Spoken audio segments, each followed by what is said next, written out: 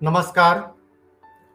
हम अमोद झा मैथिल विकास प्रतिष्ठान से समस्त मैथिल समाज के सूचित कर रहल छी जे मैथिल विकास प्रतिष्ठान द्वारा लगातार 7म वर्ष मेगा मेडिकल कैंप के आयोजन 23 मार्च 2025 को भोर में 9 बजे से भक्तिलोक हॉस्पिटल मिरार में हुए।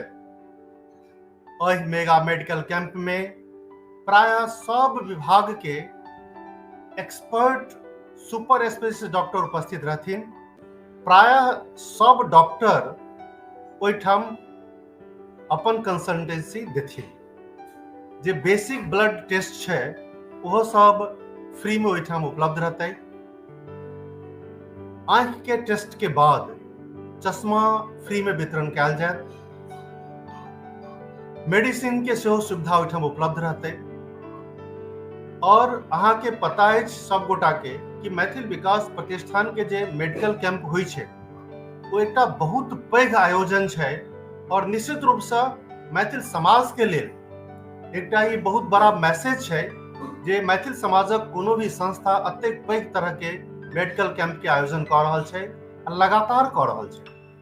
हमरा याद अछि 15 जनवरी 2017 को डॉक्टर मोहन झा जी के नेतृत्व में मेगा मेडिकल कैंप के शुरुआत भेलै और ककरो किनको एक्सपेक्टेशन नहीं रहे जे मैथिल समाजक कोनो भी संस्था एहि तरह के चैरिटेबल और सोशल वर्क कर सकै छै। और 2017 से लगातार 2023 अछि नवम वर्ष कहि सकै छी जे हम सब मेगा मेडिकल कैंप के आयोजन कर रहल छी। निश्चित रूप से इस समाज के लेल छै और हम सब रोजमर्रा कहीं न कहीं अपन कार्य में ततेक व्यस्त रहे छी कि हम सब रूटीन चेकअप नहीं करा पाबै छी। ई अवसर हमरा सब गोटे के लेल अछि जे हम सब मेडिकल कैंप में पहुंची आ अपन जे प्रिवेंटिव हेल्थ चेकअप छै वो हम सब कराबी और करेला के बाद में एक निश्चिंत भ क स्वस्थ जीवन व्यतीत करी।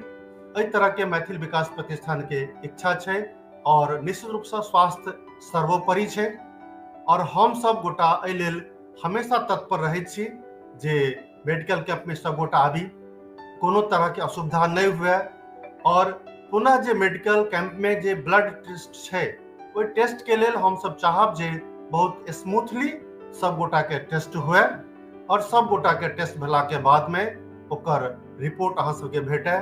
और हम आग्रह करब जे सब गोटा भोर में पहुंची।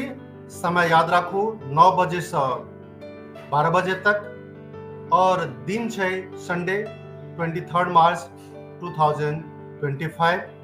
अहाँ सब गोटा से एक बेर पुनः आग्रह जे एहि मेगा मेडिकल कैंप से लाभ उठाबी। बहुत बहुत धन्यवाद। मीरा भाईंदर के समस्त मैथिल समुदाय से आग्रह करबनि तथा अन्यान समुदाय में से आग्रह करबनि जे 23 मार्च का मेडिकल कैंप में उनका हम जे छै से दर्शन कर सकी, स्वागत कर सकी और उनका स्वास्थ्य परीक्षण ठीक से करा सकी। अहाँ सब गोटे समय से आबी। मैथिल विकास प्रतिष्ठान समाजक सब वर्ग के लेल सेवा में सदा तत्पर रहैत छथि और आगो रहता। ई वचन दऽ रहल छी। जय माँ जानकी। जय माँ जानकी।